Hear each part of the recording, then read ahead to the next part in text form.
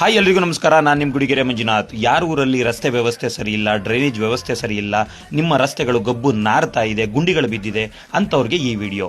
ಪ್ರತಿ ವರ್ಷ ಗ್ರಾಮ ಪಂಚಾಯಿತಿಯಿಂದ ಪ್ರತಿ ಗ್ರಾಮದಲ್ಲೂ ಗ್ರಾಮ ಸಭೆ ವಾಟ್ಸಭೆಗಳನ್ನ ಮಾಡಿ ನಾವು ಕ್ರಿಯಾ ಯೋಜನೆನ ತಯಾರಿ ಮಾಡ್ತೀವಿ. ಅದೇ ಆಕ್ಷನ್ ಪ್ಲಾನ್. ಈ ಆಕ್ಷನ್ ಪ್ಲಾನ್ಗೆ ಜಿಲ್ಲಾ ಪಂಚಾಯಿತಿ, ತಾಲೂಕ್ ಪಂಚಾಯಿತಿ ಪ್ರತಿಯೊಬ್ಬರು ಕೂಡ ಅನುಮೋದನೆ ನೀಡಿರ್ತಾರೆ.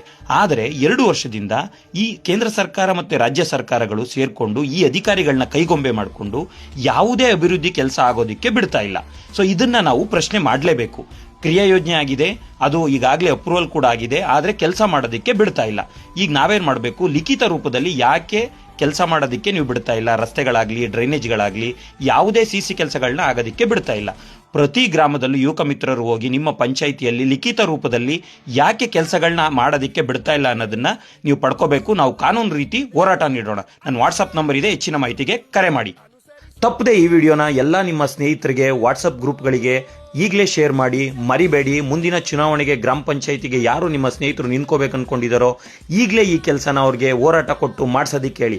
ಧನ್ಯವಾದಗಳು. ಮರಿಬೇಡಿ, ಶೇರ್ ಮಾಡಿ.